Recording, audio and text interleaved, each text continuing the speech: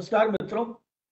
जयपुर से प्रकाशित मीडिया त्रैमासिक कम्युनिकेशन टुडे और भारतीय विद्यापीठ के संयुक्त तत्वावधान में संचालित की जा रही वेबिनार श्रृंखला की 180वीं कड़ी में आप सभी का हार्दिक स्वागत, अभिनंदन। और जैसे कि हमारी परंपरा है, हम अपने इस एपिसोड की शुरुआत सरस्वती वंदना से करते हैं। मैं अनुरोध करूंगा भारतीय विद्यापीठ में school of journalism and mass communication में सहायक प्रोफेसर और जनसंपर्क अधिकारी प्रियंका सिंह से कि वो सरस्वती वंदना की प्रस्तुति के साथ आज के इस कार्यक्रम को शुरू करें। प्रियंका जी शिक्षण में आने से पहले रेडियो उद्योग के साथ जुड़ी हुई थी और आरजे प्रियंका के रूप में अपने शोज कर रही थी। अनेक राष्ट्रीय अंतर्राष्ट्रीय स्तर के आयोजनों के साथ आपका जुड़ाव रहा और पॉडकास्टिंग, इस पर आप पीएचडी के लिए रजिस्टर्ड हैं। एक शोधार्थी के रूप में, शिक्षक के रूप में, राष्ट्रीय अंतर्राष्ट्रीय पत्र पत्रिकाओं में लेखन के साथ भी आप सीधे जुड़ी हुई हैं और माखनलाल चतुर्वेदी राष्ट्रीय पत्रकारिता एवं संचार विश्वविद्यालय भोपाल के नोएडा परिसर से आपने अपनी स्नातकोत्तर उपाधि प्राप्त की है। मैं अनुरोध करूंगा कि आज के इस कार्यक्रम को सरस्वती वंदना की प्रतीकात्मक अभिव्यक्ति के साथ प्रारंभ करें। Priyanka Singh. Thank you, sir. So, by this, I, Priyanka, welcome you all in our 180th webinar of Media Webinar Series. With pride, we announce that the Communication Today, which is a 28-year-old bilingual quarterly journal, considered as the lighthouse of media professionals, and Bharatiya Vidyapeeth Institute of Computer Application, New Delhi, which is a 60-year-old institution, have joined hands together to organize this media lecture series in online mode. So, today, the topic which we are going to discuss is India knowledge system from Vedas to modern times. So by this we need to identify, we will able to understand Vedic heritage, we will able to understand the evolution and diversification, and also including a modern perspective and different related perspective to the same. So before moving ahead, let's remember Ma Saraswati, and then we will be beginning our webinar series lecture. इतनी शक्ति हमें दे न दाता, मन का विश्वास कमजोर होना, हम चले नेक रास्ते पे हमसे भूल कर भी कोई भूल होना। इतनी शक्ति हमें दे न दाता, मन का विश्वास कमजोर होना, हम न सोचे हमें क्या मिला है, हम ये सोचे कि अब क्या है दर्पण, फूल खुशियों के बाटे सभी को, सबका जीवन ये बन जाए मधुबन, अपनी करुणा का जल तू बहा दे, कर दे पावन हर के मन का कोना, हम चले नेक रास्ते पे हमसे भूल कर भी कोई भूल होना, हम चले नेक रास्ते पे हमसे भूल कर भी कोई भूल होना. By this, I welcome Professor Neeraj Sharma sir, our renowned expert in Sanskrit and Indian knowledge system. We will share, sir will be definitely going to share his insight and expertise on the topic. So we are waiting to listen you, sir, and you're most welcome on this platform. Thank you so much, sir. बहुत बहुत आभार आपका इस प्रस्तुति के लिए। भारतीय ज्ञान परंपरा वैदिक काल से आज तक, इस विषय पर हमारे साथ आज संवाद करने के लिए मोहनलाल सुखाड़िया विश्वविद्यालय उदयपुर के संस्कृत विभाग के अध्यक्ष प्रोफेसर नीरज शर्मा हमारे साथ हैं। इनका विस्तृत परिचय जब मैं आमंत्रित करूंगा आपको अपना वक्तव्य देने के लिए, उस समय आपको दूंगा। लेकिन जैसे कि हमारी परंपरा है और कभी भी कोई आयोजन होता है तो हम अतिथियों का सत्कार करते हैं, अभिवादन करते हैं, अभिनंदन करते हैं अपने अपने तरीकों से। जब ये आयोजन आभासी मंच पर है तो हमने भी एक विकल्प तलाशा कि कैसे हम हमारे विशिष्ट वक्ताओं का स्वागत, सम्मान करें। तो सम्मान की इस कड़ी में हम आपको एक ई बुके भेंट कर रहे हैं। मैं प्रियंका जी से अनुरोध करूंगा कि आज के हमारे मुख्य वक्ता प्रोफेसर नीरज शर्मा का ई बुके से स्वागत, अभिनंदन करें। जी सर, बिल्कुल sir, this is just a token of respect and love and gratitude from our side. You are most welcome in this webinar. Thank you so much sir. And by this I guess Hooda sir आज अभी तक join नहीं किए। Sir हमेशा coat करते हैं कि इस बुके की जो फ्रेशनेस है, इसकी जो फ्रेगनेंस है, हमें उससे अपने लाइफ में इम्बाइब करना चाहिए और इतना ही ब्राइट, इतना ही हैपनिंग हमें अपने थॉट्स को, अपने आइडियाज को और खुद को रखना चाहिए। So by this I welcome all of the participants in this webinar. Thank you so much sir. बहुत बहुत आभार आपका इस स्वागत के लिए। ये जो हमारी वेबिनार सीरीज है, हमारे लिए ये गौरव के क्षण है कि हम इसके 5 वर्ष पूरे कर चुके हैं। 2 अक्टूबर 2025 को कोविड की पृष्ठभूमि में प्रारंभ की गई विचार श्रृंखला, जिसमें अब तक देश के अलग अलग क्षेत्रों के, देश ही क्यों बल्कि विदेशों से भी, अमेरिका, पाकिस्तान, अफगानिस्तान आदि देशों के भी एक्सपर्ट्स हमारे साथ जुड़े और लगभग 500 प्लस एक्सपर्ट्स हमारे साथ अब तक जुड़ चुके हैं। साहित्य, संस्कृति, मीडिया, प्रशासन, उद्योग, राजनीति आदि विभिन्न क्षेत्रों के, और उन्होंने मूलतः साहित्य और मीडिया से जुड़े हुए विषयों पर विचार मंथन किया है। और हमने जितना भी ये कुछ श्रृंखला का आयोजन किया है, इसकी रिकॉर्डिंग की है, सारे डेलिब्रेशंस को रिकॉर्ड किया है और अपने यूट्यूब चैनल पर भी इनको अपलोड किया है, ताकि इस ऑफलाइन की दुनिया में जिनके पास अपने अनुसार समय और सुविधा हो, वो इन सारी चर्चाओं को देख सुन सकते हैं और इस विचार यज्ञ में अपनी छोटी सी आहुति दे सकते हैं। जब कोविड में एक ऐसी आशंका कि भविष्य क्या होगा, तब हमारा एक छोटा सा प्रयास इस ज्ञान के दीप को जलाए रखें, विचारों की इस रोशनी को हम निरंतर जलाए रखें। ये छोटा सा प्रयास आप सभी मित्रों के सहयोग से निरंतर चल रहा है। कम्युनिकेशन टुडे 29 वर्ष हमने इसके प्रकाशन के पूरे कर लिए हैं। एक छोटा सा प्रयास, मीडिया के क्षेत्र में हो रहा शोध अनुसंधान, मीडिया कर्मियों के लिए, मीडिया विद्यार्थियों के लिए, मीडिया शिक्षकों के माध्यम से उसे हम एक मंच पर लाएं। अब तक 13 विशेषांक हम प्रकाशित कर चुके हैं मीडिया से जुड़े विभिन्न विषयों पर। इसकी अपनी वेबसाइट है communicationtoday.net, जहां पर आप इसके सभी अंकों को देख सकते हैं, पढ़ सकते हैं, और वहीं पे आपको हमारे सारे ये जो यूट्यूब की रिकॉर्डिंग्स है वो भी वहां उपलब्ध होगी। भारतीय विद्यापीठ के साथ मेरा जुड़ाव होता है 100 वेबिनार्स के बाद। 100 वेबिनार्स हमने कम्युनिकेशन टुडे के बैनर पे की। एक सेमिनार के सिलसिले में जब भारतीय विद्यापीठ के निदेशक प्रोफेसर एमएन हुडा ने मुझे आमंत्रित किया, तो वहीं शाम को भोजन के समय बातचीत में ही ये प्रस्ताव आया कि क्यों नहीं भारतीय विद्यापीठ और कम्युनिकेशन टुडे हाथ मिलाएं और साथ में इस विचार यात्रा को आगे बढ़ाएं। और उसी का परिणाम था कि 101वीं जो हमारी वेबिनार श्रृंखला है वो भारतीय विद्यापीठ के साथ शुरू होती है, और हमने इसी के साथ कुछ नए प्रयोग भी किए हैं, जिन्हें आप जो हमारे श्रोता निरंतर जुड़े हुए हैं वो सब इन सब चीज़ों को देख रहे हैं।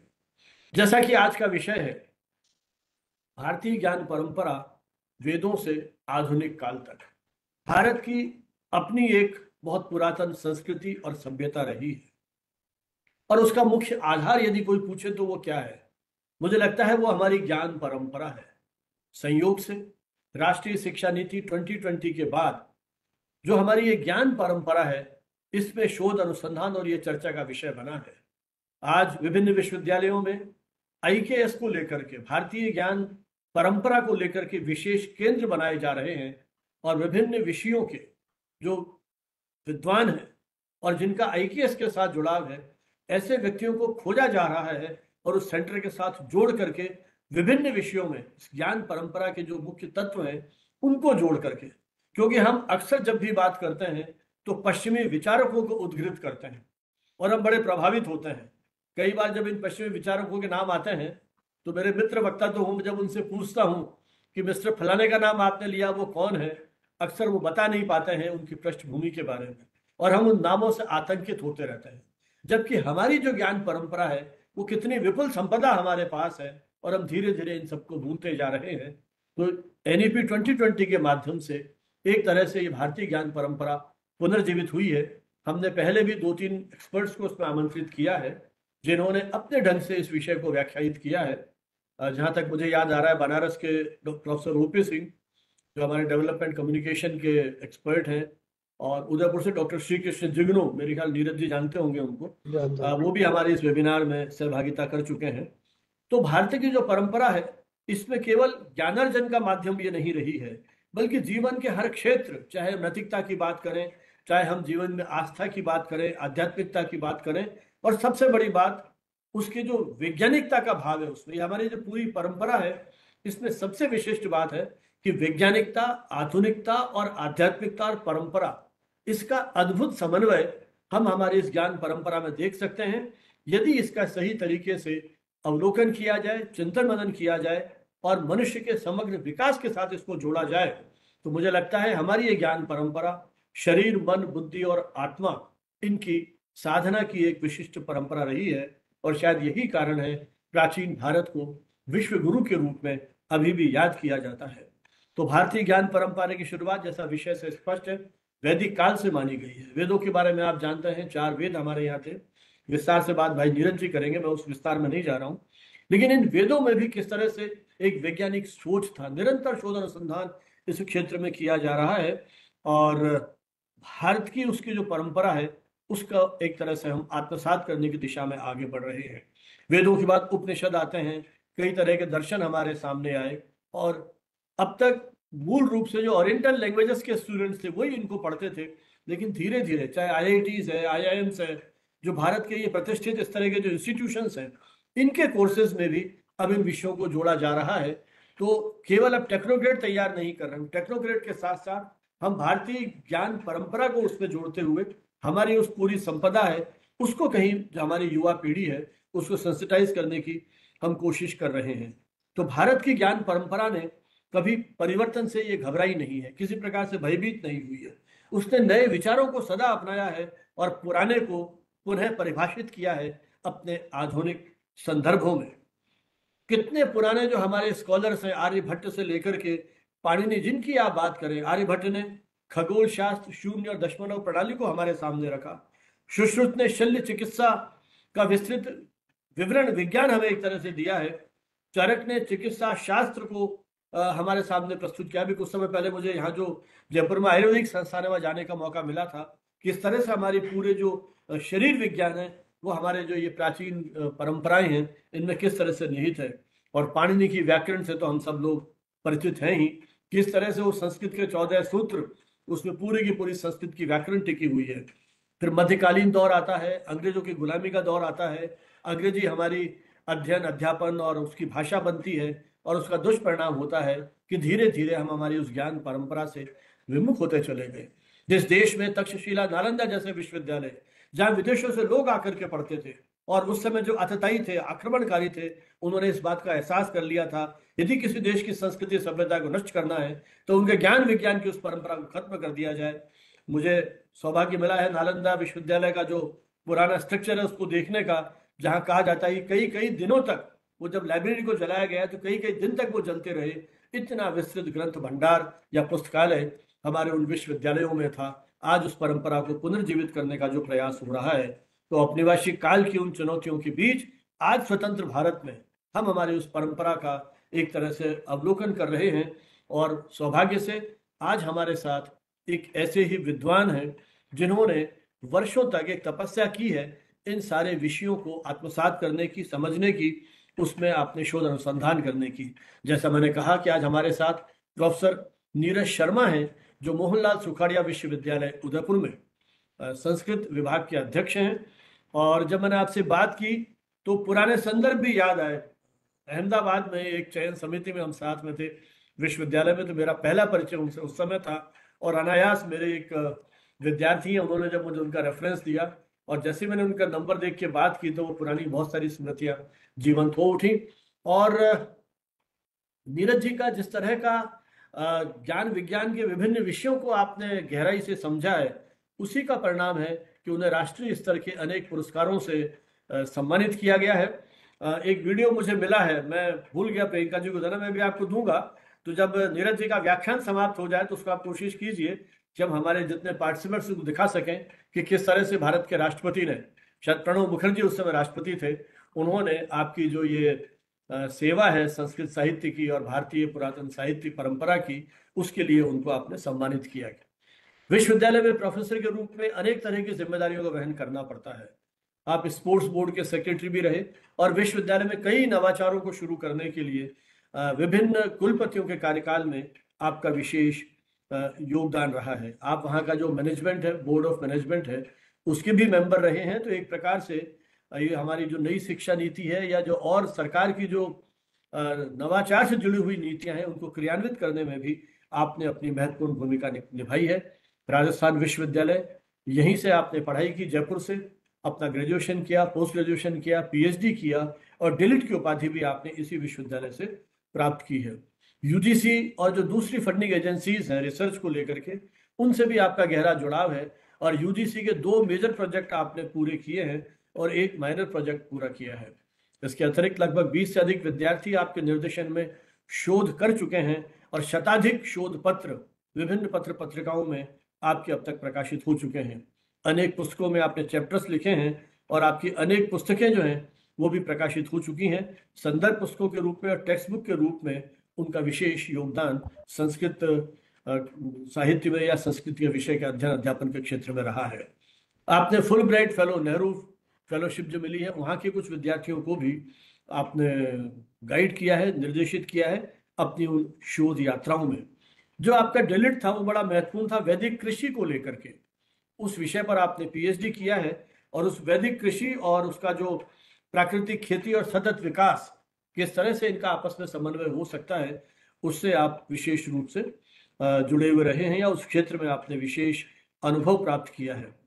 यूँ आपने कई नए पाठ्यक्रम और शैक्षणिक केंद्र शुरू किए हैं, जिनमें श्रीनाथ जी पीठ सेंटर ऑफ एक्सीलेंस नाथद्वारा में, आनंद आरोग्य केंद्र और कल्लाजी वैदिक विश्वविद्यालय निम्बाड़ा में, इनकी परिकल्पना में, इनकी क्रियान्विति में आपने अपना विशेष योगदान दिया। इसी तरह से भगवत गीता पर भी आपने लगभग 150 घंटे से अधिक के व्याख्यान आप दे चुके हैं। आपको जो महत्वपूर्ण पुरस्कार मिले हैं उनमें महर्षि बादरायण व्यास राष्ट्रपति पुरस्कार 2013 है, यूजीसी रिसर्च फेलोशिप 2004 और राजस्थान सरकार के जो एकेडमिक अचीवमेंट्स के पुरस्कार हैं 2009 में, और महाराणा मेवाड़ फाउंडेशन, ये हर साल अलग अलग विधाओं में पुरस्कार देते हैं, बहुत ही प्रतिष्ठित पुरस्कार है, उससे भी आप सम्मानित हो चुके हैं। और जैसा मैंने कहा कि विश्वविद्यालय की जो अलग अलग कमेटीज़ हैं, एक प्रोफेसर के रूप में, हेड के रूप में, चाहे वो एकेडमिक काउंसिल है, बोर्ड ऑफ स्टडीज़ है, जितने भी अलग अलग निकाय हमारे यहाँ होते हैं, उन सब में आपकी सक्रिय भागीदारी रही है। तो एक प्रकार से भारतीय परंपरा और आधुनिकता के संगम में विश्वास रखने वाले भाई प्रोफेसर नीरज शर्मा, आपका जो शिक्षा, शोध और संस्कृति के क्षेत्र में जो आपका योगदान रहा है, हम उम्मीद करते हैं कि आज आपका व्याख्यान भी उन पुरानी परंपराओं को लेकर के हमारे ज्ञान चक्षु खोलेगा और हमें उस भारतीय ज्ञान परंपरा को आधुनिक परिवेश में समझने के लिए एक आधार भूमिका तैयार कर सकेगा। आमंत्रित है प्रोफेसर नीरज शर्मा अपने वक्तव्य के लिए।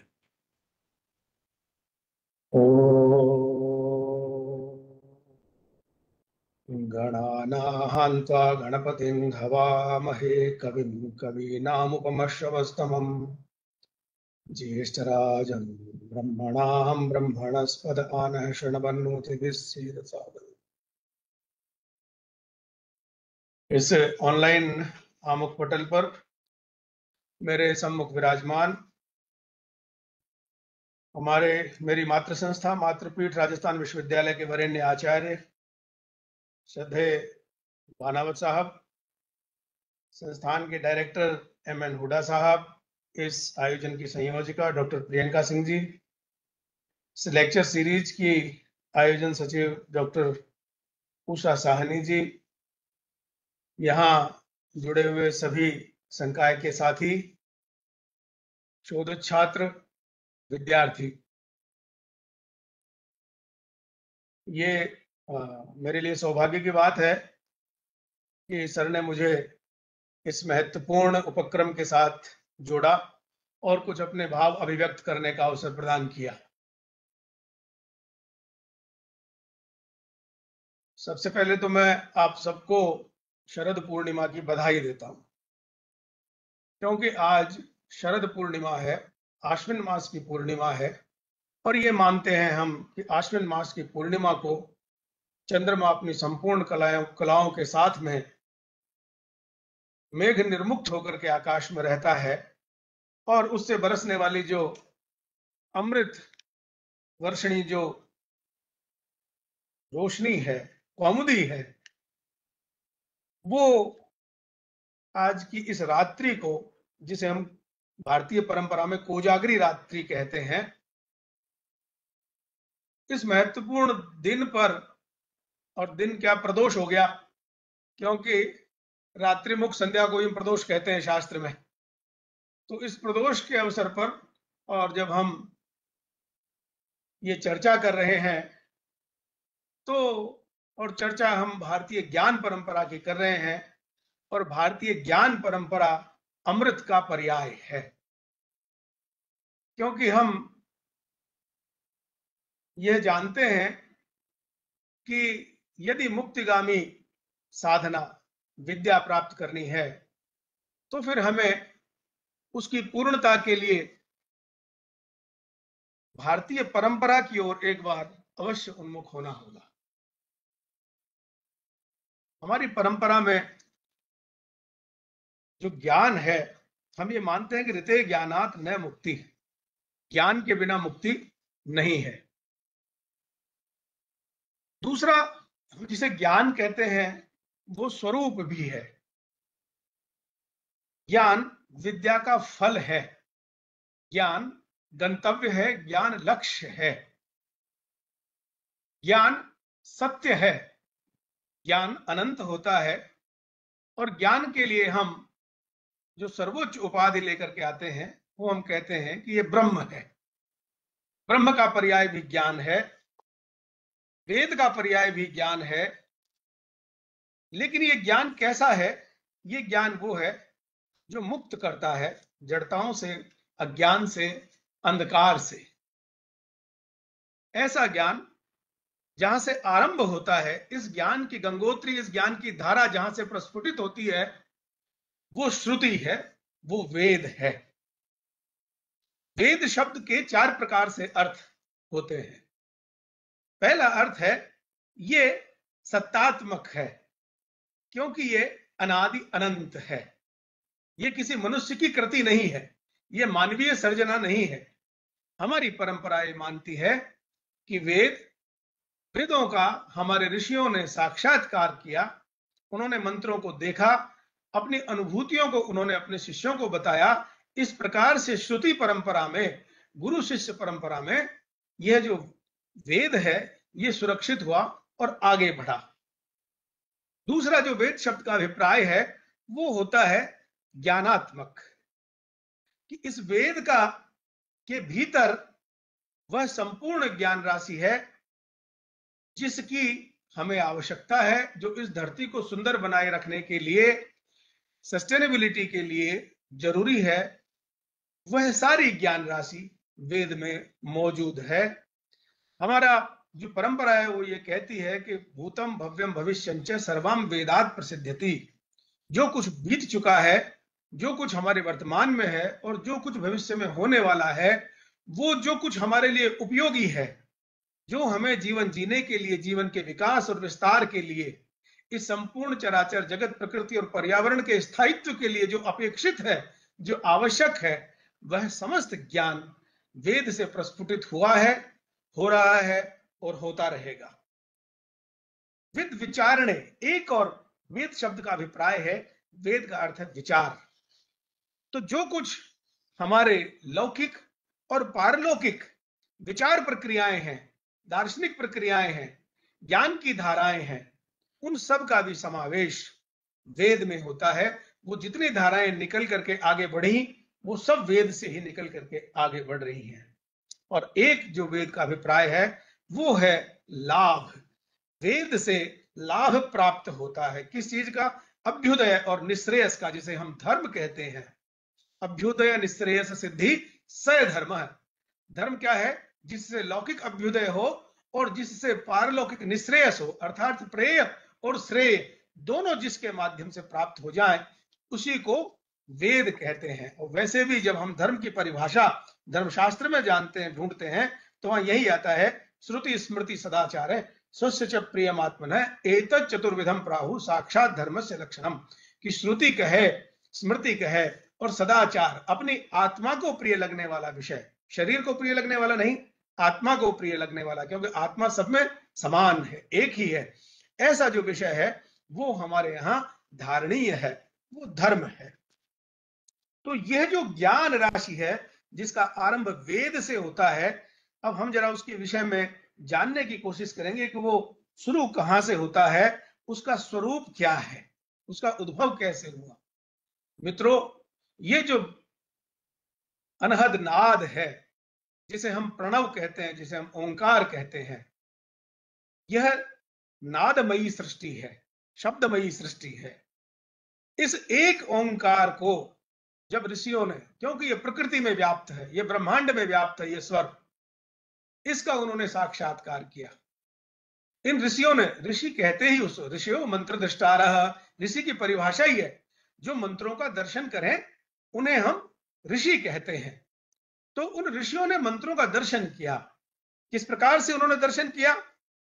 उन्होंने जो उनकी चेतना थी, उस चेतना को प्रकृति के साथ उन्होंने एकाकार किया। प्रकृति के साथ में, इस विराट ब्रह्मांड के साथ में तादात्म्य भाव से उन्होंने एकाकार किया। उस प्रकृति को देखा, समझा, उसकी जो सूक्ष्मतम अनुभूतियां थी उस विराट प्रकृति के साथ में, हम यूं कहें कि इस ब्रह्मांड और पिंड के बीच जो कुछ समन्वय हो सकता था विचार का, वो वैचारिक समन्वय उन ऋषियों ने अनुभव किया और उस अनुभूति को उन्होंने मंत्रों के रूप में, क्योंकि मंत्र कहते किसे हैं, तो कहते हैं जिसका मनन किया जाए वो मंत्र है स्तुति का माध्यम, जिससे हम स्तुति करते हैं, जिससे हम वंदन करते हैं, अर्चन करते हैं, वह चेतनात्मक अभिव्यक्ति मंत्र कहलाती है। तो वह जो मंत्र है, अब फिर ये है कि भाई जब मंत्र तो चारों वेदों में ही है, एक से चार कैसे हुए? तो एक वेद के चार वेद महर्षि वेदव्यास ने किए। मूलतः एक ही वेद था, लेकिन उस एक वेद को उन्होंने अपने अलग अलग शिष्यों को पढ़ाया। उन्होंने ऋग्वेद पढ़ाया पैल को, यजुर्वेद पढ़ाया वैशंपायन को, सामवेद पढ़ाया जैमिनी को और अथर्ववेद पढ़ाया सुमंतु को। तो इस प्रकार से ये एक वेद से चार वेद बने। तो उनका विभाजन हुआ और उन विभाजन में उनके जो कुछ कैरेक्टरिस्टिक्स हैं वो वहां सेट हो गए, जिसे हम ऋग्वेद कहते हैं। यह प्राचीनतम वेद का स्वरूप है। ऋक नाम है ऋचा का। ऋचा किसे कहते हैं? स्तुति परक मंत्र का नाम ऋचा है। वह मंत्र जिसमें स्तुति की है वह ऋचा कहलाती है। तो ऋचाओं का जो ज्ञान है वह ऋग्वेद कहलाया। और यजुष कहते हैं गद्य को। तो एक पोइट्री है, एक प्रोज है। तो जो गद्यात्मक स्वरूप है वेद का वह यजुर्वेद है। उसमें यज्ञ और अनुष्ठान इत्यादि के संबंध में मंत्र हैं। तीसरा जो भारतीय शास्त्रीय संगीत है उसका जहां से जन्म होता है वो महर्षि जैमिनी, जिन्होंने सामवेद को व्यवस्थित किया। उस सामगान से, सामवेद से संगीत का जन्म होता है। तो उन मंत्रों को जब गाया जाता था तो वो जो गेय भाग है मंत्रों का वही सामवेद कहलाया।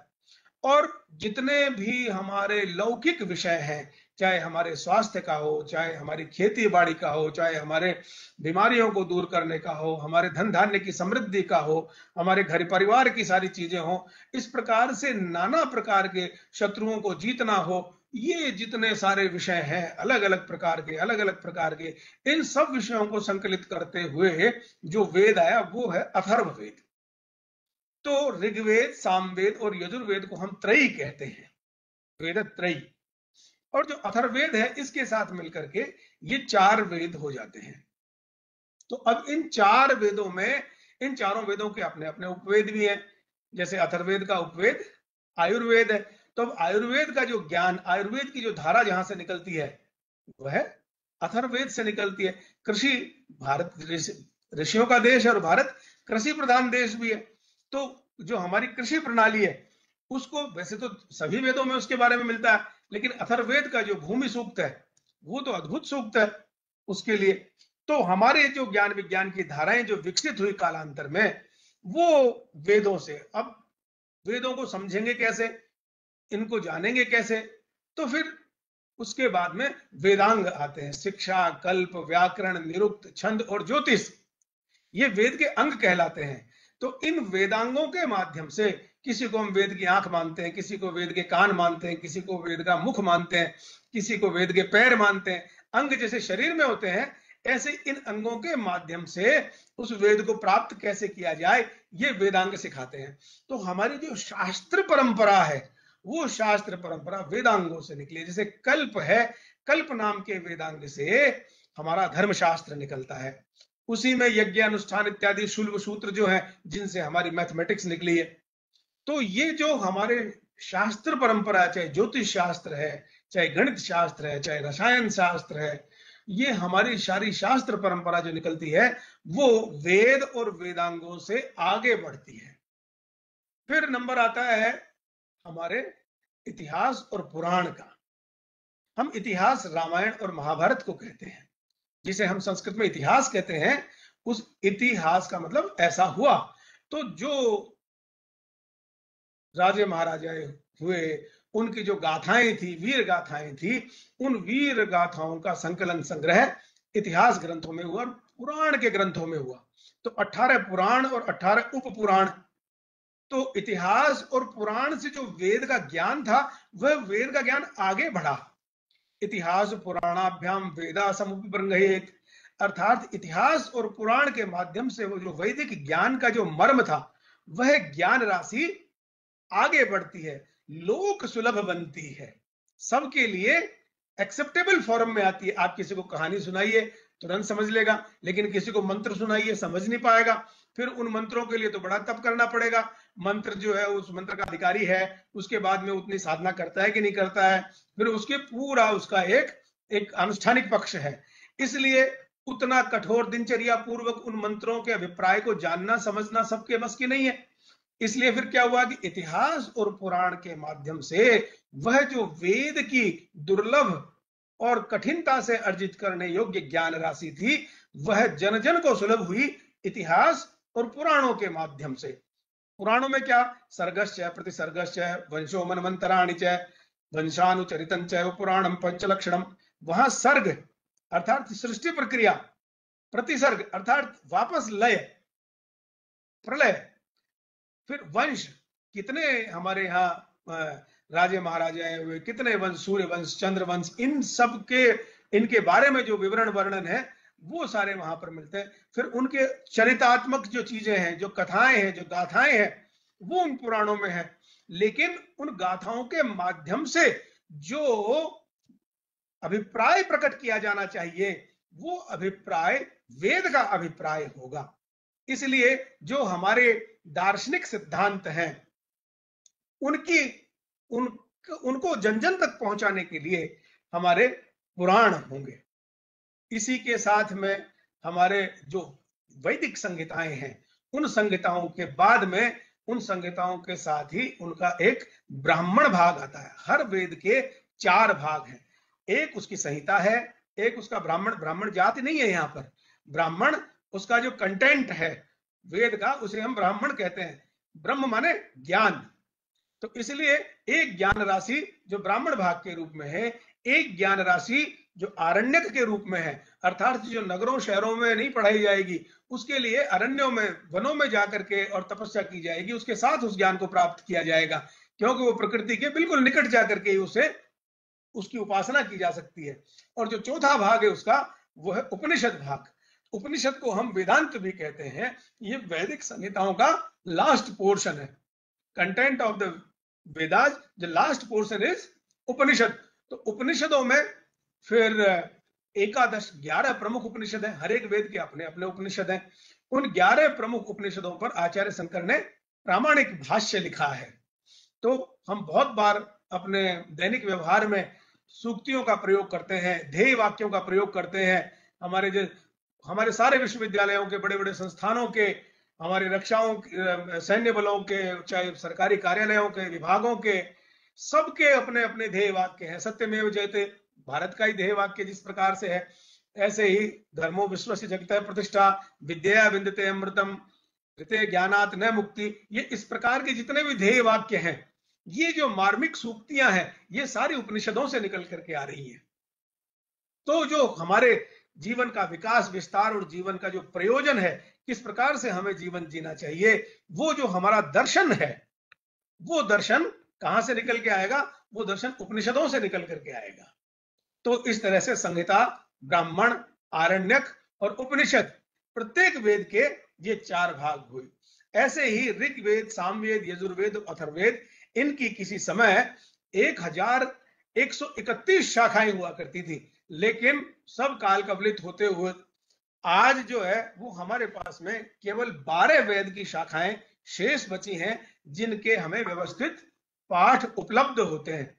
तो जो हमें उत्तराधिकार में ज्ञान राशि प्राप्त हुई है, उस ज्ञान राशि का बहुत थोड़ा सा अंश आज हमारे पास बचा है। लेकिन ये जो थोड़ा सा अंश है, ये थोड़ा सा अंश भी संपूर्ण विश्व के लिए, संपूर्ण विश्व के दार्शनिक जगत के लिए, ज्ञान आधारित ज्ञानोपासक जगत के लिए मध्याह्न के तपते हुए सूर्य के समान है। और इसके समकक्ष जो पश्चिमी जगत का जो ज्ञान है, जो दर्शन है, वो टिमटिमाते हुए दीपक की तरह है। ऐसा मैं नहीं कहता, ऐसा पश्चिमी जगत के विचारकों का ही मानना है।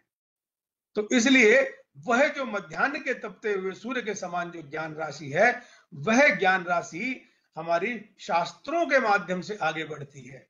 वेद आए, वेदों के 4 भाग, पहले 4 वेद, ऋग्वेद, सामवेद, यजुर्वेद, अथर्ववेद, फिर संहिता, ब्राह्मण, आरण्यक, उपनिषद, और उसके बाद वेदांग, और वेदांगों के बाद इतिहास और पुराण, और उसके बाद नंबर आता है शास्त्रों का।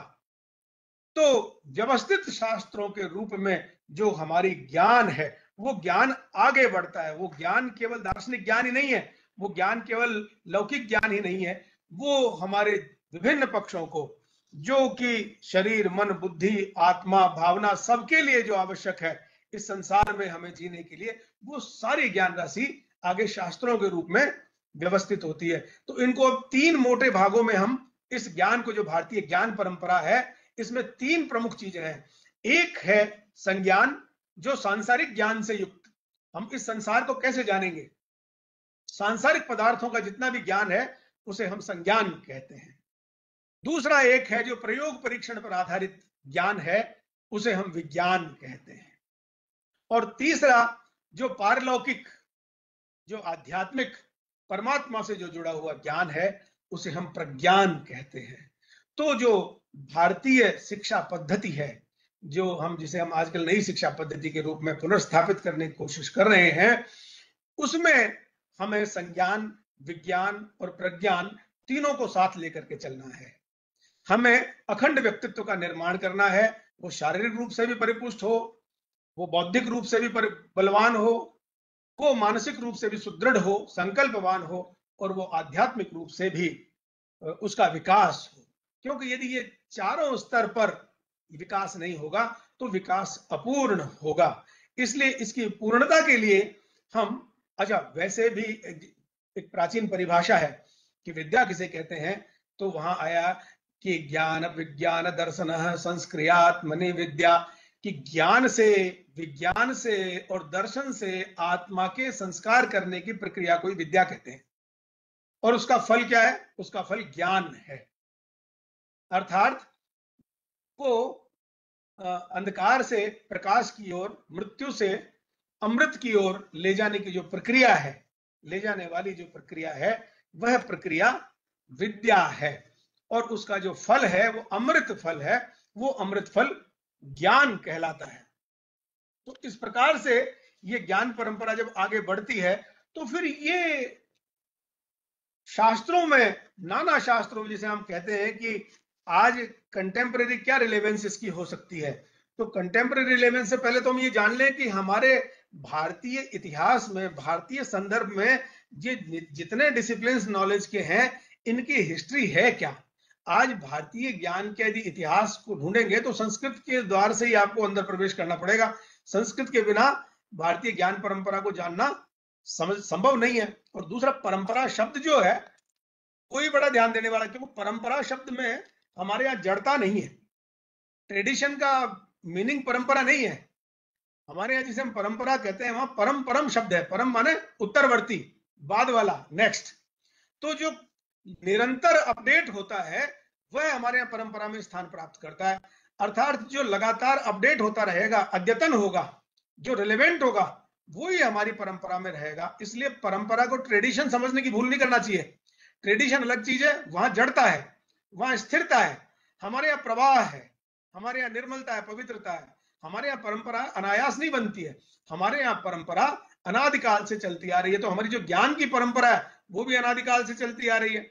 अब इसमें जो भी कुछ चीज अप्रासंगिक हो जाती है वो साइड में किनारे लग जाती है, और यही एकमात्र ऐसी परंपरा है जिसमें हम संवाद के लिए अवकाश रखते हैं। हमारे यहाँ जो उपनिषद है, जैसे मैंने कहा कि वेदों के जो अंतिम भाग जिन्हें उपनिषद कहते हैं, उन उपनिषदों के नाम ही ऐसे हैं। हम इनवाइट करते हैं जिज्ञासाओं को। प्रश्नोपनिषद उपनिषद का नाम है, केनोपनिषद ये उपनिषद का नाम है। केन माने किसके द्वारा, प्रश्न खड़े किए हैं। तो हमारे यहाँ एक पूर्व पक्ष होता है जो जिज्ञासा रखता है, एक उत्तर पक्ष होता है जो उसका समाधान करता है। इस प्रकार से एक सिद्धांत बनता है, और इस तरह से जो दार्शनिक प्रक्रिया है, जो ज्ञान की प्रक्रिया है, नए ज्ञान का सृजन है, वो आगे बढ़ता है।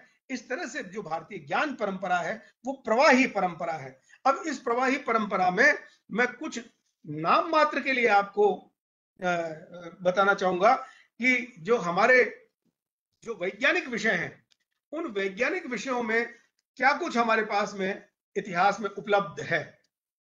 जैसे जो हमारा गणित शास्त्र है, हम यदि वहां से लें तो शून्य से लेकर negative numbers, zero, negative numbers, transfinite numbers, set theory, समूह का सिद्धांत, क्वाड्रेटिक इक्वेशन, घन समीकरण, वर्ग और वर्गमूल, घात, पावर सीरीज, साइक्लिक मेथड जो चक्रावल पद्धति है, तात्कालिक गति, ये सारे जितने भी सिद्धांत जो गणित के सिद्धांत हैं, ये सब हमारे आर्यभट्ट, ब्रह्मगुप्त, भास्कराचार्य, श्रीधर, माधव, इन लोगों के दिए हुए हैं।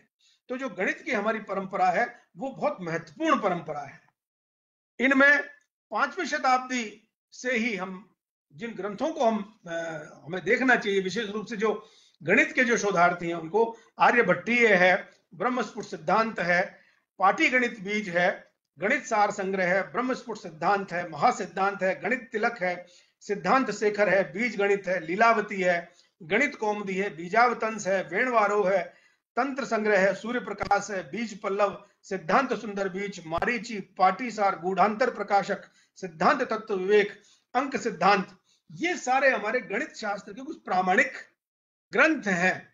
जो अब आप समझिए, जब कोई गणित का इतिहास यदि पढ़ाएगा तो यदि वो भारतीय ज्ञान परंपरा में यदि उसकी आस्था है तो उसका सीना फूल जाएगा स्वाभिमान से कि हमारी जो गणित की परंपरा है वो इतनी, और हमारा जो हमारा खगोल शास्त्र है वो तो पंचांग के रूप में आप देखिए, सैकड़ों सालों से कब किस समय सूर्य ग्रहण होना है, कौन ग्रह कहां गति कर रहा है, किस नक्षत्र में कितने अंश पर कौन सा ग्रह रहेगा, कौन सी राशि कहां रहेगी, ये सैकड़ों साल से हमारे यहाँ हमारे पूर्वजों के द्वारा पंचांगों के रूप में दिया हुआ है हमें। ये तो आज तो फिर भी आप FM मेरी सब इधर से आप कहीं कहीं से डाउनलोड कर लेंगे, आज सैटेलाइट ये प्राचीन समय में क्या था, तो उनका जो सूक्ष्म अवेक्षण था प्रकृति के साथ में, जो तादाद में था, मैंने जो पहले निवेदन किया जो प्रकृति, पिंड और ब्रह्मांड के संबंध का विचार, तो वो पिंड और ब्रह्मांड का यदि वैसा तादात्म्य संबंध नहीं हो तो वो खगोल का ऐसा चिंतन होना ही संभव नहीं है। तो ये जो आर्यभट्ट, वराह मिहिर, भास्कर, ब्रह्मगुप्त और परमेश्वर, नीलकंठ, गणेश, दैवज्ञ, ज्येष्ठ देव, चंद्रशेखर सामंत, इन्होंने जो ग्रंथ लिखे खगोल के, वो सारे अद्भुत ग्रंथ हैं। और जयपुर में जहां सर हैं वहां जाकर के आप जंतर मंतर जिसे हम कहते हैं, जयपुर में वो वेदशाला ऑब्जर्वेटरी है, वहां जाकर के देखेंगे तो हतप्रभ हो जाएंगे किस प्रकार से भारतीय ज्ञान परंपरा अपनी उन्नति पर थी, शिखर पर थी इन सब चीजों को लेकर के। और आज का जो विज्ञान है वो अब प्रयोग परीक्षण के द्वारा उस चीज को प्रमाणित कर रहा है।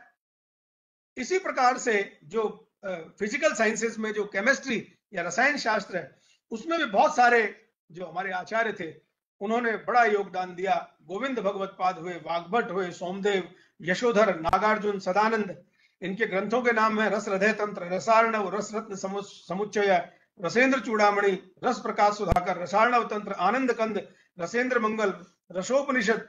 अब ये जो आप आज भी इसको देखें कि जो पारे की जो प्रक्रिया है वो जैसी भारतीय शास्त्रों में मिलती है ऐसी संसार में अन्यत्र मिलनी बहुत दुर्लभ है।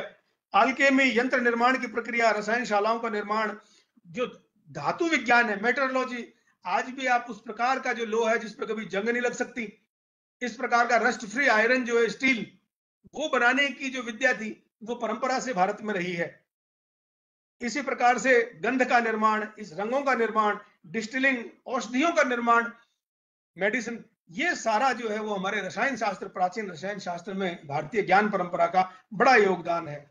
इसी प्रकार से जो भौतिक शास्त्र है उसमें उसका संबंध हमारे यहाँ दर्शन से है। न्याय और वैशेषिक, न्याय सूत्र और वैशेषिक सूत्र में, क्योंकि वहां पर परमाणुवाद कणाद ने दिया, रिलेटिविटी सापेक्षवाद आया, ग्रेविटी, वहां गुरुत्ववाद आया, वहां शब्द का, ध्वनि का, इन सब का वहां पर उस प्रकार से वर्णन है कि आज के जो वैज्ञानिक हैं वो उनका मार्गदर्शन कर सकते हैं और वो भी अपनी प्राचीन परंपरा को जान करके और वो स्वाभिमान से युक्त हो सकते हैं। तो इस प्रकार से हमारी जो वैज्ञानिक परंपरा है वो आगे बढ़ती है। आयुर्वेद को कौन नहीं जानता। अब आयुर्वेद की जो हमारी परंपरा है उसमें चरक, सुश्रुत, जितने हमारे बड़े बड़े आचार्य हुए हैं, उन्होंने अष्टांग हृदय जो वाग्भट का है, अद्भुत ग्रंथ है। जो काय चिकित्सा, कौमार भृत्य, सर्जरी जो शल्य चिकित्सा है, सालाक्य तंत्र, भूत विद्या, अगध तंत्र, रसायन तंत्र, वाजीकरण तंत्र और वात पित्त कफ, इन त्रिदोष का जो अनुभव, इनका जो अध्ययन और उनके संतुलन की जो विद्या बताई गई है, और जो जड़ से रोग का निदान और उपचार करें, ऐसा हमारा आयुर्वेद जो है वो आयुष मंत्रालय इस समय तो बहुत अद्भुत काम कर रहा है। तो ये भी हमारी भारतीय ज्ञान परंपरा की एक बड़ा योगदान है। और न केवल मनुष्यों के लिए, ये पशुओं के लिए जो वेटनरी साइंस है उसमें भी, गायों के लिए गवायुर्वेद हमारे यहाँ विकसित हुआ, हाथियों के लिए हस्तायुर्वेद, जो पल्लकापियम का जो बहुत बड़े गजवैद्यक थे, तो ये वो बहुत बड़ा। इसी प्रकार से अश्वायुर्वेद, शालिहोत्र शास्त्र हम कहते हैं उसको। इसी प्रकार से अर्थशास्त्र में कौटिल्य ने भी इनका उल्लेख किया है। इस और जो साइंटिफिक डिसिप्लिन दूसरे, जैसे बॉटनी और हॉर्टिकल्चर, विशेष रूप से फ्लोरिकल्चर, उसमें तो मैंने खुद काम किया है। इतने अद्भुत ग्रंथ हैं, दर्जनों ग्रंथ हैं संस्कृत के, जो आज के इस हॉर्टिकल्चर और बॉटनी के लिए बड़े अद्भुत योगदान करने वाले हैं। इनमें पौधों की रचना, उनका उनका उनका फॉर्मेशन, किस प्रकार से उनको पहचाना जाएगा, क्या उनकी प्रॉपर्टीज होंगी, किस तरह की जमीन में कैसे पौधे विकसित होंगे, किस तरह से, वो बहुत पूरा विज्ञान इसका, किस तरह से बरसात का पूर्वानुमान होगा, कैसे उनमें हम सिंचाई करेंगे, उपवन विनोद, वृक्षायुर्वेद, कृषि पाराशर, काश्यपीय कृषि सूक्ति, कृषि समय निर्णय, वृहत संहिता, शारंगधर पद्धति, विश्व वल्लभ, शिव तत्व रत्नाकर, मानसोल्लास, एक पूरी लंबी सूची है सर ग्रंथों की, जो हमारे वैज्ञानिक साहित्य, जो हमारा प्राचीन वैज्ञानिक साहित्य है उससे जुड़ा हुआ है।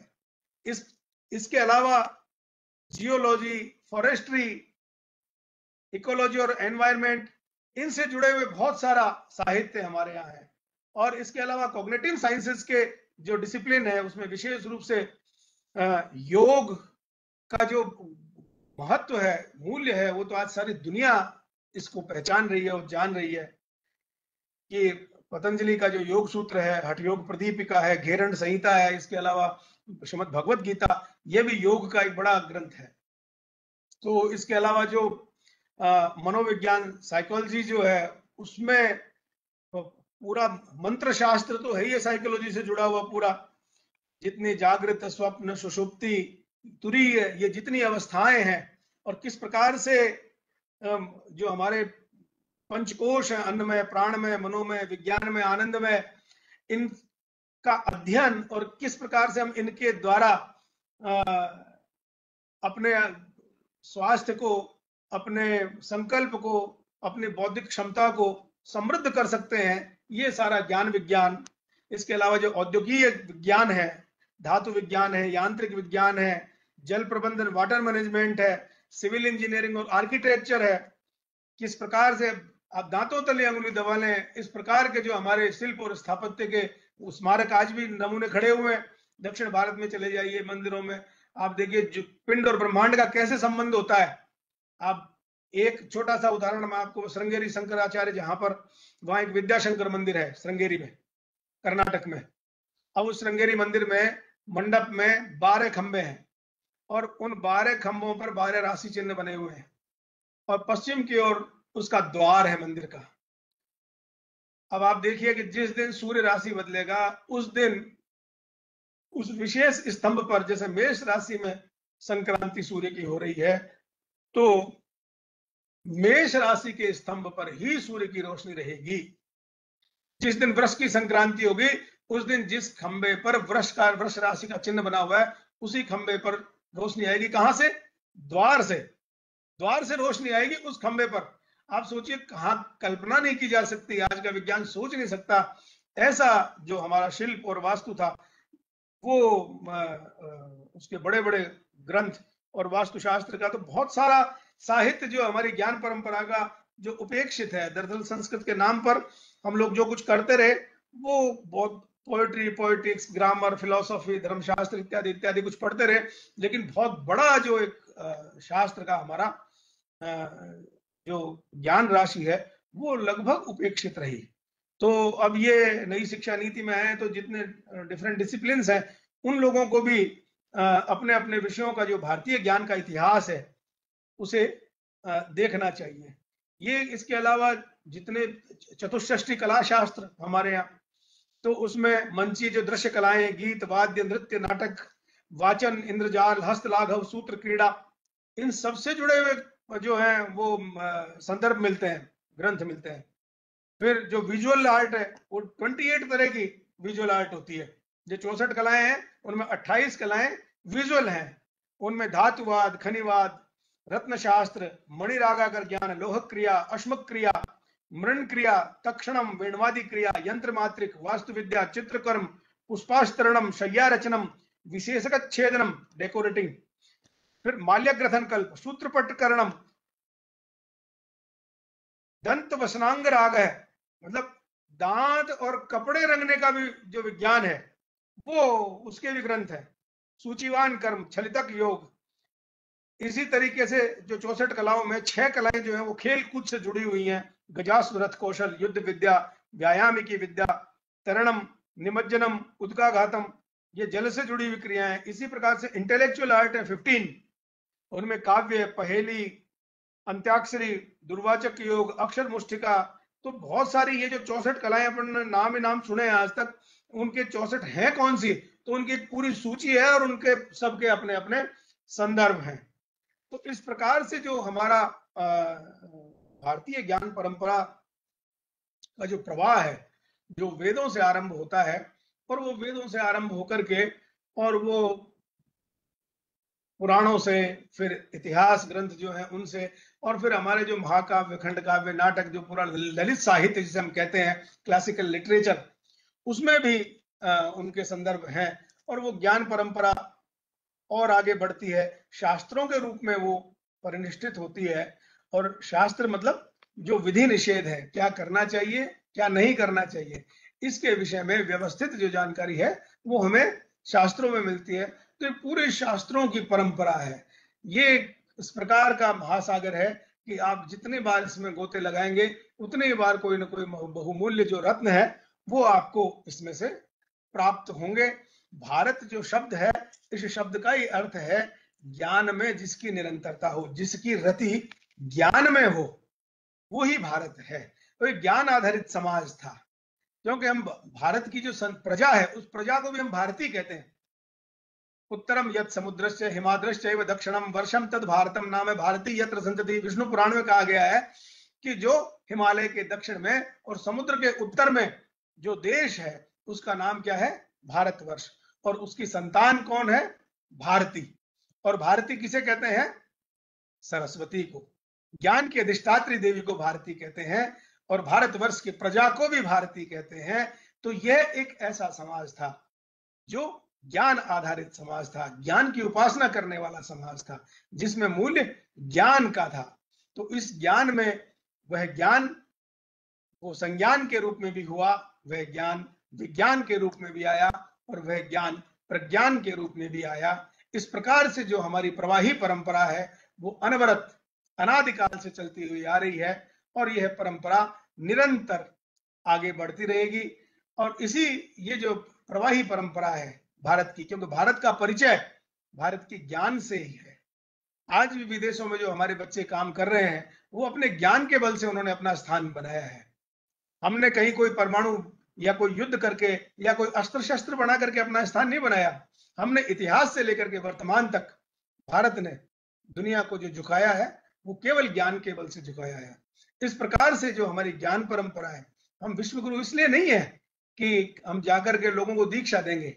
हम ऑस्ट्रेलिया, इंग्लैंड जाकर के लोगों को दीक्षा देने वाले हैं, इसलिए हम विश्वगुरु नहीं है। हम विश्वगुरु इसलिए हैं कि ज्ञान के क्षेत्र में विश्व के किसी भी कोने में यदि कोई जिज्ञासा उत्पन्न होती है, कोई समस्या उत्पन्न होती है, तो उसका समाधान जिस भूमि से प्राप्त होगा, वह भूमि भारत की भूमि होगी। इसलिए भारत विश्वगुरु था और इसीलिए भारत विश्वगुरु हो सकता है, क्योंकि उसकी गुरुता में, उसके गुरुत्व में, उसके बड़प्पन में केवल ज्ञान की भूमिका होगी।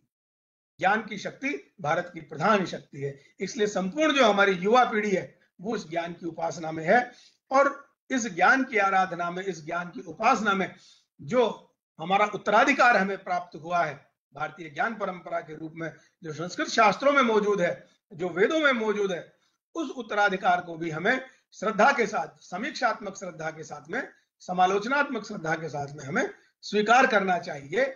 और उसमें जो संदर्भ प्रासंगिक हैं, जो आज उपयोगी हैं, क्योंकि उसकी उपयोगिता असंदिग्ध है। वेदों की उपयोगिता, संस्कृत शास्त्रों की उपयोगिता असंदिग्ध है, क्योंकि हमने जैसे कृषि पर, खेती पर काम किया, प्राकृतिक खेती, वैदिक खेती पर, तो आज जिस तरह से हम जहरीली खेती हम लोग कर रहे हैं, तो हम लोग उसके परिणाम के रूप में आज सारे अस्पतालों में कैंसर पेशेंट्स भरे पड़े हैं। निरंतर हम जहर खा रहे हैं, अन्नों के रूप में, फलों के रूप में, सब्जियों के रूप में। तो हमें वापस फिर प्राकृतिक खेती, वैदिक खेती की आज फिर चर्चा करने लगे। कृषि मंत्रालय फिर से दूसरी हरित क्रांति की बात कर रहा है, तो हमें लौट करके वापस अपनी परंपरा को पकड़ना पड़ेगा। यदि हम अपनी परंपरा को, अपनी गर्भनाल को यदि पकड़ के रखेंगे, तो हम निरंतर परिपुष्ट होंगे और आगे बढ़ेंगे। तो ये जो आज की वार्ता हमारी रही है, वो भारतीय ज्ञान परंपरा जो प्राचीन काल से चलती आ रही है और वो निरंतर आगे बढ़ती रहेगी। जब तक ज्ञान की उपासना इस पृथ्वी पर रहेगी, भारतीय ज्ञान परंपरा निरंतर आगे बढ़ती रहेगी। वो नवाचारों को ग्रहण करती है, वो निर्मलता के साथ में निरंतर आगे बढ़ती हुई प्रवाहित रहेगी। इसी आशा और विश्वास के साथ मैं अपनी वाणी को विराम देता हूं। बहुत बहुत धन्यवाद, आभार जी। बहुत बहुत आभार भाई नीरज जी। आपने जिस तरह से ज्ञान की अवधारणा को आधुनिक संदर्भों में व्याख्यायित किया, उस पूरी परंपरा को, ज्ञान किस तरह से ब्रह्म का पर्याय है, ज्ञान के बिना कैसे मुक्ति संभव नहीं है, ज्ञान कैसे जड़ता से दूर, अज्ञान अंधकार से मुक्त करता है, और उस ज्ञान की धारा को वेदों के साथ जोड़ करके आपने जो समकालीन विविध अनुशासन है, चाहे वो केमिस्ट्री है, बॉटनी है, आर्किटेक्चर है, कितने सारे विषयों के उदाहरण आपने दिए, उसके माध्यम से हमने हमारी उस पूरी परंपरा को आधुनिकता के साथ जोड़ा। और सबसे बड़ी बात कि भारत ने कभी शस्त्र विजय की ओर, हालांकि हमारे देश की जो संस्कृति है उसमें शस्त्र और शास्त्र दोनों हैं, दोनों चीजें हैं, लेकिन वो शांति कायम रखी सर उन्होंने। जी। तो ये जो शास्त्र ज्ञान की आपने बात कही, आज जब अमेरिका ने वीजा की फीस बढ़ा दी, तो दुनिया के 8-10 देश और सामने आए जिन्होंने भारतीयों के लिए द्वार खोल दिए कि अपनी उस प्रतिभा को हमारे यहाँ भेजिए। ये जो हमारा विस्तार है, ये ज्ञान के कारण हुआ है। हमारे पास कितनी पारमाणिक, परमाणु और आणविक शक्ति है, वो शायद इतनी महत्वपूर्ण नहीं है। तो आपने बहुत ही प्रासंगिक तरीके से उस पूरी परंपरा को सारगर्भित तरीके से इतने संक्षिप्त समय में हमारे सामने स्पष्ट किया। तो मैं बहुत बहुत आभार आपका प्रकट करता हूँ। प्रियंका जी का वीडियो मुझे ऑफ दिख रहा है। प्रियंका जी आप हैं अभी? हाँ, तो इसके पहले कि हम आपको, चूंकि वापस आभासी आयोजन है और जैसे हमने ई बुके से आपका स्वागत किया, ऐसे ही ई सर्टिफिकेट और ई मेमेंटो, इससे आपका हम यहाँ फिर सम्मान करेंगे। लेकिन उसके पहले एक मिनट का वीडियो है, क्योंकि जब वो वीडियो मैंने देखा तो मुझे भी बहुत अच्छा लगा किस तरह से राष्ट्रपति भवन में आपका वहाँ सम्मान हुआ। तो हमारे बहुत सारे ऐसे मित्र, नहीं मेरे ख्याल प्रियंका जी, ई मोमेंटो के पहले वो जो मैंने वीडियो भेजा ना आपको, वो दिखा दें आप कि किस तरह से राष्ट्रपति भवन में आपको पुरस्कृत किया गया। तो उन स्मृतियों को हम एक बार फिर जिएंगे जी।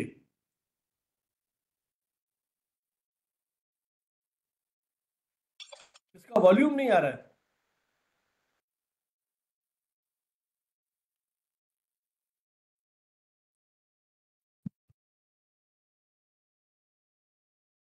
ये प्रियंका वॉल्यूम नहीं आ रहा है इसका, नहीं आ रहा सर। है?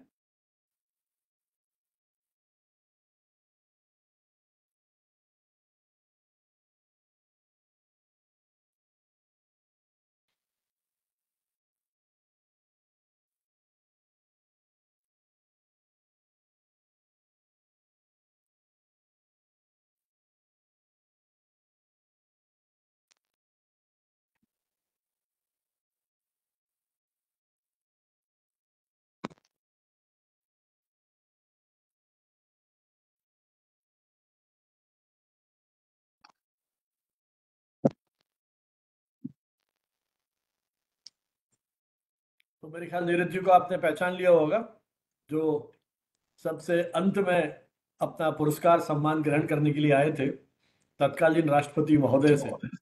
ये हम सबके लिए गौरव की बात है कि आज हमारे जो विशेषज्ञ हैं वो इस राष्ट्रीय पुरस्कार से यहाँ सम्मानित हो चुके हैं। हम आपको एक बार पुनः बधाई देते हैं। और अब मैं अनुरोध करूंगा ई सर्टिफिकेट और ई मोमेंटो के लिए, और उसके बाद यदि किसी प्रतिभागी के मन में कोई सवाल या टिप्पणियां हो वो आमंत्रित होंगी जी। Sir, this is your e-certificate. This is just an honor, memento. This is just an honor of respect and gratitude from our side. Okay, 1 minute, sir. Let me share your e-certificate as well. ये हम आपको WhatsApp पर अभी भिजवा sir, देंगे sir. जी। ई certificate जी sir, e-certificate आ गया sir screen पे? नहीं आया अभी। 1 मिनट सर।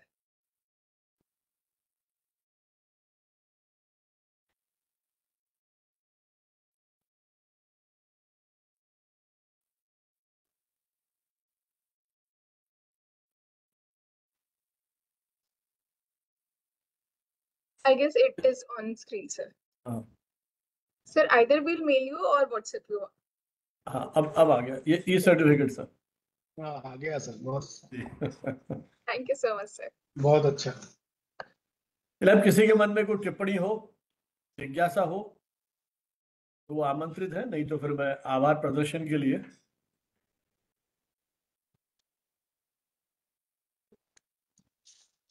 मुझे लगता है कोई सवाल है नहीं। विषय अपने आप में इतना स्पष्ट।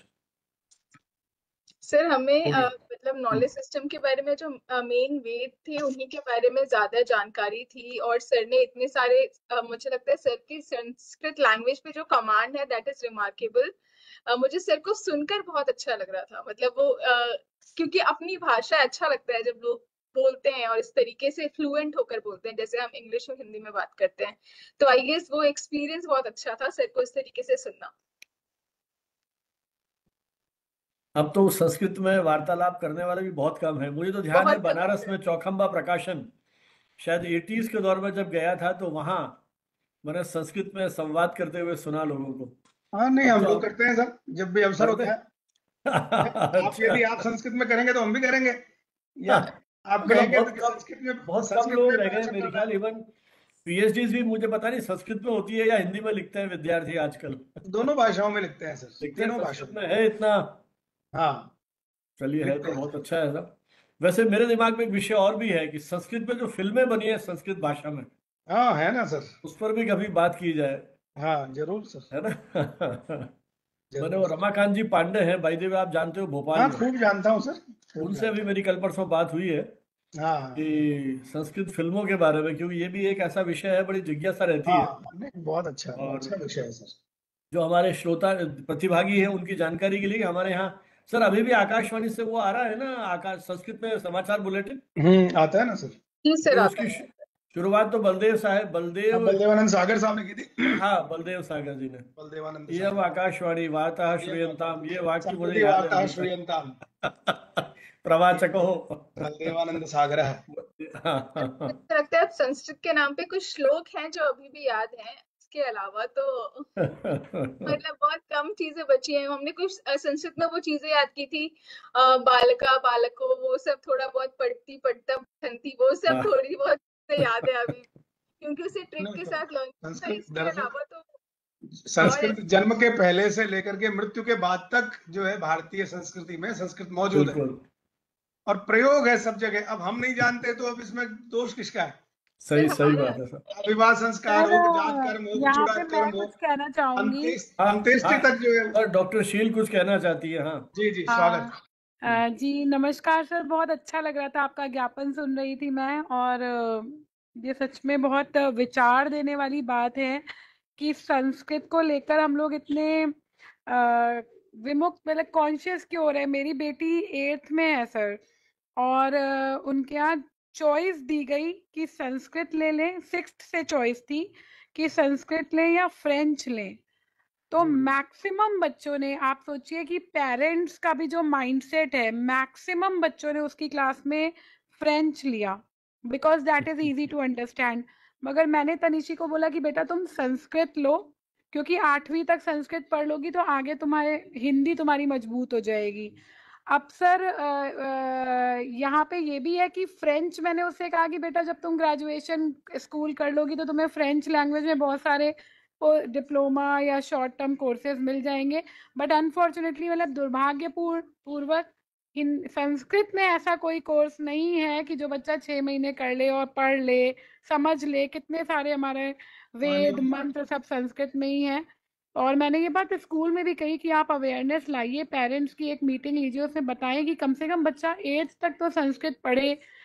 तो ये क्लिष्ट, उसकी हिंदी उतनी क्लिष्ट हो जाएगी, या वो अपने वेदों को, मंत्रों को समझ तो पाएगा। ओम भूर्भुवा अगर कह रहा है तो उसे समझ में तो आना चाहिए कि मतलब क्या है। तो प्रिंसिपल ने कहा हाँ ये अच्छा सुझाव है, मैं करूंगी, बट ऐसा हुआ नहीं। तो संस्कृत की देखिए डॉक्टर हम सील, लोग को, पॉलिसी मेकर्स को कुछ करना चाहिए कि संस्कृत को लेकर लोगों में बोध हो और वो अवेयर हो थोड़ा। वो ये सबसे महत्वपूर्ण बात है कि बोध हो। अब जो आप बात कर रही हैं संस्कृत की, तो अब संस्कृत दरअसल भाषा है। भाषा तो अभिव्यक्ति का माध्यम है, क्योंकि प्राचीन काल में अभिव्यक्ति इसी भाषा में होती थी, इसलिए सारा साहित्य इसी में लिखे गए, सारे शास्त्र इसी में लिखे गए। आज हिंदी में लिखे जा रहे हैं, उस समय संस्कृत में लिखे गए। लेकिन एक जो महत्वपूर्ण बात यह है कि संस्कृत भाषा का जिसने पढ़ी, जिसने संस्कृत का व्याकरण समझ लिया, वो सारी इंडो यूरोपियन फैमिली ग्रुप की सारी लैंग्वेजेस को बहुत आसानी समझ सकता है। वो फ्रेंच समझ सकता है, वो जर्मन समझ। संस्कृत को मेन लैंग्वेज रखा गया है, नासा वालों ने तो रिकॉग्नाइज किया है संस्कृत को। नहीं, वो खाली गुणानुवाद है, उसमें कोई तार्किक बात नहीं है। तार्किक बात ये है कि बहुत सारे यूरोपियन स्कूल्स में संस्कृत केवल इसलिए पढ़ाई जाती है कि उनकी स्मृति बढ़े, उनका उच्चारण सुधरे और उनके ब्रेन के जो न्यूरॉन्स हैं वो विकसित हों, इसलिए संस्कृत पढ़ाई जाती है। क्योंकि 8 वर्ष की आयु में यज्ञोपवीत के साथ में जब वेद मंत्र कंठस्थ कराए जाते थे तो 10,552 मंत्रों को क्रम पाठ, संहिता, क्रम, जटा, माला, शिखा, रेखा, ध्वज, दंड और घन अष्ट विकृति पाठों से एक मंत्र के पाठ में कई घंटे लग जाते हैं। सोचिए 10,552 मंत्रों को उन विकृति पाठ के साथ कंठस्थ करने वाला बालक किस मेधा का होगा। शतावधानी, सहस्त्रावधानी ये शब्द बने कि एक साथ 100 प्रश्न सुनकर के बाद एक के बाद 100 प्रश्नों के उत्तर देना, 1000 प्रश्नों को सुनने के बाद 1000 प्रश्नों के क्रम से उत्तर देना। ये जो मनुष्य की मेधा का जो चरम विकास है वो संस्कृत भाषा में मौजूद है। और इसलिए संस्कृत पढ़ाई जाती है क्योंकि संस्कृत का जो व्याकरण है, वो जो लिंग्विस्टिक्स है, भाषा वैज्ञानिक दृष्टि से, वो मनुष्य की मेधा का चरम निदर्शन है। डेड लैंग्वेज इसलिए नहीं थी कि ये काम में नहीं आ रही, डेड लैंग्वेज इसलिए थी कि डेड एंड है। उसके बाद में मनुष्य की मेधा का भाषा वैज्ञानिक दृष्टि से इससे अधिक जाना संभव नहीं है। कन्याकुमारी में भारतीय रेलवे का डेड एंड है, उसके बाद में वो हिंद महासागर में नहीं उतर सकती। ऐसे ही जो भाषा वैज्ञानिक दृष्टि से मनुष्य की मेधा का जितना विकास हो सकता था वो संस्कृत में हुआ है, संस्कृत के व्याकरण में हुआ है। इसलिए दुनिया की कोई भी व्याकरण वो संस्कृत की तुलना नहीं कर सकती। इसलिए जब हम कंप्यूटेशनल लैंग्विस्टिक्स की बात करते हैं, नेचुरल लैंग्वेज प्रोसेसिंग की बात करते हैं, मशीन ट्रांसलेशन की बात करते हैं, वहां संस्कृत की उपयोगिता आती है।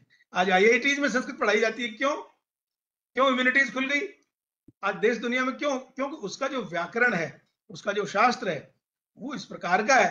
अब ये हमारी अज्ञानता है, अब हमारा जो स्कूल सिस्टम है, अब क्योंकि हम लोग दरअसल क्या है कि जिसको हम अलग अलग करके नहीं देख सकते। हम अतीत जीविता को, पुराण पंथ को, हम संस्कृत को, सबको एक में कर देते हैं। हम यही नहीं जानते परंपरा किसको कहते हैं, रूढ़ी किसको कहते हैं। हम रूढ़ी और परंपरा को एक कर देते हैं, ट्रेडिशन को ही परंपरा समझ लेते हैं।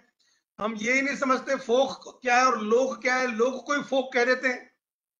कितना महत्व संस्कृत का जो ज्ञान है वो अपार है, संस्कृत ज्ञान का महासागर है। तो इसलिए इसमें जितना आप मंथन करते जाएंगे उतना निकलता जाएगा हर आयु वर्ग के लिए, चाहे वो गृहिणी हो, चाहे वो योद्धा हो, चाहे वो शिक्षक हो, चाहे कोई व्यक्ति हो, जीवन के किसी क्षेत्र में हो, सबके लिए संस्कृत में अपार सामग्री मौजूद है कि वो अपने जीवन के जिस पक्ष में जहां खड़ा है वहीं से उसको उपयोगिता का जो है वो कुछ ना कुछ ज्ञान राशि उसे तत्काल प्राप्त हो जाएगी। ऐसा जो है वो संस्कृत का कार्यक्षेत्र, परिक्षेत्र है। तो अब ये तो पॉलिसी मेकर्स को चाहिए कि इस प्रकार के ऑप्शन, क्योंकि आप यदि भारत में रहेंगे और संस्कृत नहीं समझेंगे, भारत को कहां से समझ जाएंगे? आप कैसे भारतीय हो जाएंगे यदि आप संस्कृत नहीं जानते तो?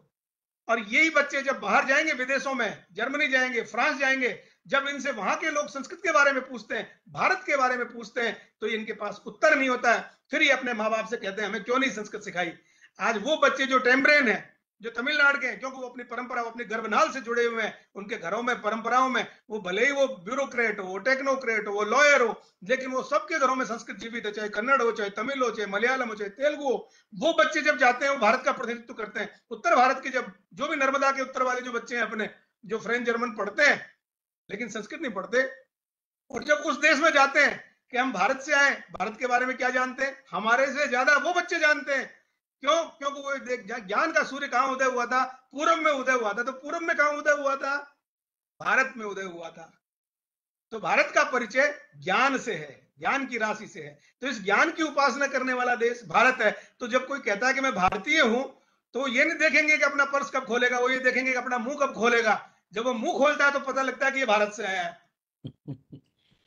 सर नीरज जी, आपने जो बात कही ना वो अवधान वाली, जी सर, इतने सारे 2-2, 3-3 घंटे, मैं हमारे यहाँ क्या मतलब, ये तो आप पता नहीं इतिहास की बात कर रहे होंगे, लेकिन मैंने तो जैन मुनियों को सुना है। सर जैन परंपरा में तो अभी भी बच्चे मौजूद हैं।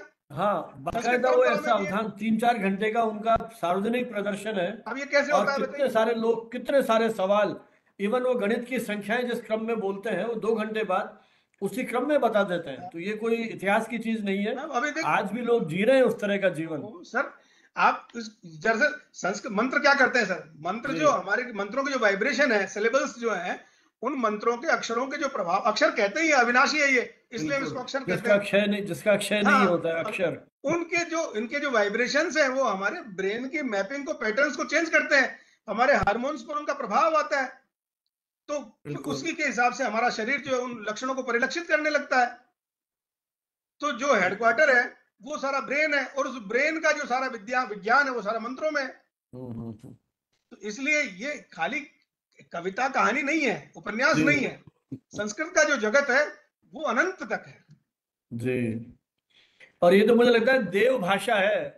जो हमने पढ़ा पाणिनि का, वो शिव जी ने वो 14 डमरू बजाए और 14 सूत्र निकल गए। हाँ, वो 14 सूत्र में जो वो हमारी पूरी वर्णमाला है, पूरी व्याकरण छिपी हुई है, वो देव भाषा है। अरे सर, वो जो पूरी अष्टाध्यायी महर्षि पाणिनि ने लिखी है वो कोडिंग का ही तो नमूना है। बिल्कुल, वो सारी कोडिंग ही है। उन्होंने अयुण रील रिक ए होंगे वो छय बरटलन यम गणनम जबय गणदेश जब गणदेश खप चटत चटत कपय शशर हल, ये पूरी जो वर्णमाला संस्कृत की है, इस वर्णमाला के आधार पर 4000 सूत्र लिख दिए और इतने साइंटिफिक लिखे हैं कि सारा संस्कृत का व्याकरण उसके भीतर समा गया। बिल्कुल। और वो अच्छा, व्याकरण भी कोई व्याकरण पहले बना, भाषा बाद में, ऐसा नहीं है।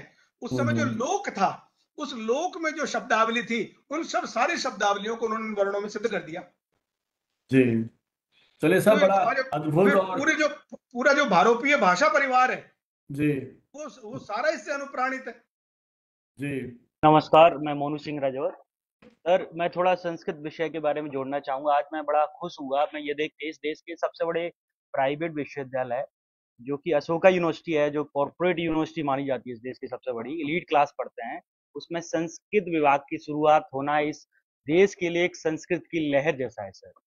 मुझे याद है सर, मैं बनारस हिंदू विश्वविद्यालय में जो आप उन सागर जी की बात कर रहे हैं, वो सर हैं, वो उसमें उसमें न्यूज़ वगैरह में संस्कृत भाषा में वो मतलब एंकर वगैरह थे, तो उनसे मेरी घंटों बात हुई है भारतीय संस्कृत पत्रकारिता को लेके सर। तो मुझे लगता है कि वो समय आ गया है कि संस्कृत को दोबारा इस देश में फ्लरिश बढ़ावा दिया जा सकता है सर। लेकिन उसके लिए वैसी झील चाहिए जैसी ज्यूज में थी। उन्होंने हिब्रू खत्म हो गई थी, लेकिन हिब्रू को उन्होंने किस तरीके से वापस मुख्य धारा में लेकर के आए, और पूरे इजराइल में जो है वो उस लैंग्वेज का जो आज सब लोग उसी में व्यवहार करते हैं, उसी में बोलते हैं, उसी में लिखते हैं और उसमें अपना अभिमान अनुभव करते हैं। आज संस्कृत बोलने वालों को अब हे दृष्टि से देखेंगे, ये क्या, ये पोंगापंथी, ये पौराणिक है, ये पंडित है। अरे संस्कृत लेकिन सर स्वाभिमान की आज भाषा है भी भाई। सबसे ज्यादा रोजगार देने वाली भाषा संस्कृत भाषा है। उस अरे विषय में सबसे आप ज्यादा डिप्लोमा कर लेते हैं तो आपकी जो सरकारी नौकरी पक्की हो जाती है। इस वो देश के लोगों को संस्कृत पता के होना ज्ञान का चाहिए। सारा जितना सनातन धर्म का जितना बड़ा साम्राज्य है, कितना आज की तारीख में लाखों लोग जो है वो भंडारों में जीम रहे हैं और हजारों लोग कथा कर रहे हैं, सब संस्कृत से ही निकले। भले ही संस्कृत नहीं जाने, लेकिन वो संस्कृत के नाम पर ही चल रही है सबकी दुकानें जी कोई। चलिए सर, बहुत अच्छा रहा आज की चर्चा और आपका व्याख्यान। मैं अब आभार प्रदर्शन के लिए एक बार फिर अनुरोध करूंगा प्रियंका जी से कि वो अपना आभार प्रदर्शन प्रस्तुत करें। Thank you so much. This is in heartful gratitude to Professor Neeraj Sharma sir, Head Department of Sanskrit, MLAs, University Udaipur, for lightening us to the vast and profound Indian language system, from Vedas to modern times. Your insightful talks on the richness of Bharatiya Gyan Parampara, encompassing the Vedas, Upanyas, Ayurveda, and other Asian texts, has brought it an in-depth understanding to our heritage and towards this language as well. जिस तरीके से sir ने हमारे वेदास के बारे में बताया, sir ने बताया कि किस तरीके से ऋग्वेदा, यजुर्वेदा, अथुर्वेदा और समवेदा, और सर ने पार्ट्स ऑफ वेद के बारे में भी बताया। सर ने ये बताया कि किस तरीके से हमारा 11 तरीके के उपन्यास होते हैं, और इसके अलावा सर ने बताया सांज्ञान, विज्ञान, प्राज्ञान, और इन सबका कॉन्टेक्स्ट भी सर ने एलैबोरेट किया, किस तरीके से जो विज्ञान है वो साइंस से रिलेट करता है, किस तरीके से जो प्रज्ञान है वो गॉड से रिलेट करता है। सर ने ये भी बताया कि जो प्रकृति है वो मिश्रण है सारी चीजों का, सारी वेदास का, और सारे ही नॉलेज का, ज्ञान का। और सर ने ये भी बताया कि हमारे इंडियन नॉलेज सिस्टम में जो आयुर्वेद है वो एक इम्पोर्टेंट रोल प्ले करता है, और कहीं ना कहीं हमारी हेल्थ और हमारा अच्छा लाइफस्टाइल वो आयुर्वेदा पे डिपेंडेंट है, और अगर हम उसे अडॉप्ट करते हैं तो हम एक अच्छी लाइफस्टाइल को स्पेंड कर सकते हैं। सर ने ये भी बताया कि ट्रेडिशनल का मतलब ये नहीं होता है कि परंपरा, ठीक है। सर ने ये और सर ने ये भी डिफाइन किया कि Sanskrit is not only the language, it is now a religion, जिसे हम अपनी स्पिरिचुअलिटी से कनेक्ट करके अपने लाइफ में और आगे बढ़ सकते हैं।